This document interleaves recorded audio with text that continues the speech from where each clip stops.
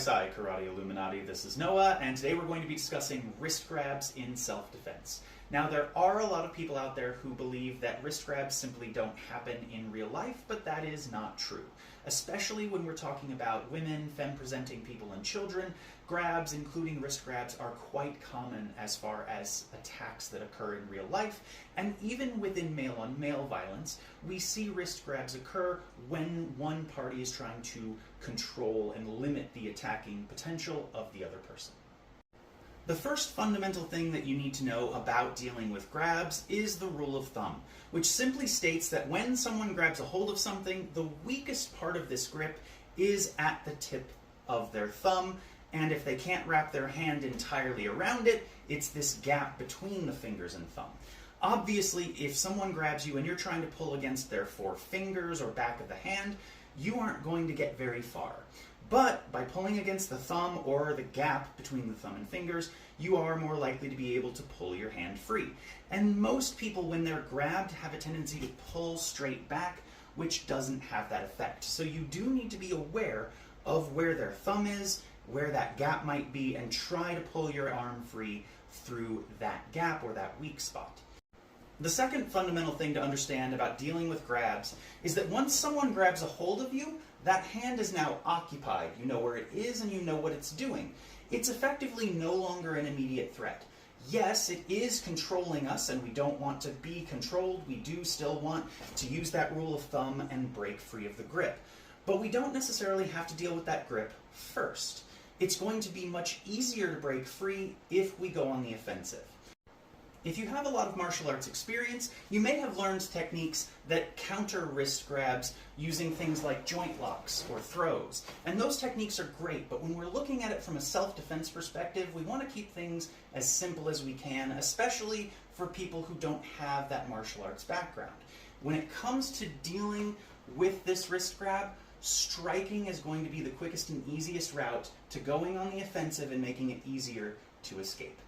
If they've only grabbed one of my wrists, then of course I have one free and available to use, and I want to immediately start laying in to the person who's grabbing me. There's a lot of different striking tools available. Palm strikes are good at long distance. Punches are very effective, but they are also a high-risk technique when you haven't trained to punch correctly and conditioned your fist to take the impact on something hard, like the skull. So it's generally safer to use palm strikes. If you're too close for palm strikes, then that's where we're going to get into things like hammer fists, elbows, and forearm strikes. We don't want to beat up the person that's grabbing us. We just want to make it easier to escape this grab. Generally, if they're attacking you, they don't expect much resistance. And if they do expect resistance, because it's a grab, they're expecting you to try to pull away, which we've already discussed doesn't actually work. So, instead, we want to immediately go on the offensive and start attacking. And the moment we feel this loosen up, we want to use that rule of thumb to pry our arm out through the gap between the fingers and the thumb and get free and get away. Of course, if he grabs both of my wrists, then those techniques are no longer available to me. I won't have the ability to land those strikes. So I have to find alternatives. There are some people who advocate throwing headbutts in situations like this, but just like punches, headbutts are a higher risk technique that can result in you causing more injury to yourself than to the person attacking you. So we generally want to avoid that. Instead, we're going to be using our legs to attack. Most people are already familiar with the simple knee strike to the groin, and this is an effective technique if you can land it, but many male attackers will keep their hips back or they'll stand in a bladed stance to make it more difficult for you to actually reach your target. So, if it's not available, I am fond of attacking the knees with kicks. Now, the kicks we're going to be using are primarily linear kicks, because while you can throw round kicks to the legs the way you see in modern combat sports, those techniques are meant to have a cumulative effect over the course of a fight, and we're looking for a more immediate effect. And linear kicks give us the ability to push someone's knee backward and hyperextend it, or push it out sideways to cause potential damage to the knee and cause instability in their stance. We're really only going to be looking at 3 basic kicks from this position. The first one is the easiest, and that is your front kick.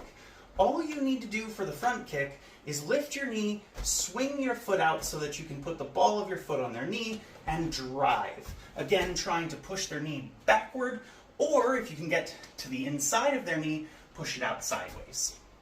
The second kick is more difficult, and that's your side kick. You want to bring your knee up away from the target and then stomp your foot into their knee, again trying to drive all the way through it to either hyperextend it or push it out sideways. And finally, the most difficult kick of the 3, we have the oblique or shovel kick.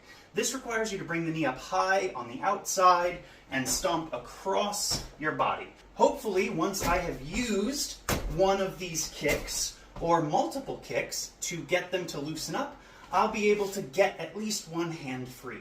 If I can get both free, great, I'm going to take the opportunity to run away. But if I only get one free, I simply go back to what we talked about earlier and start throwing strikes to make them loosen up until I can get free of this grip as well. Always remember that the goal of self-defense is to get home safely. I'm not trying to beat my attacker in an MMA fight. I'm just trying to break free and make my escape. So when they're grabbing a hold of me and I start countering and getting my wrists free, I'm not going to stay here and fight. I am going to take my first opportunity to run away.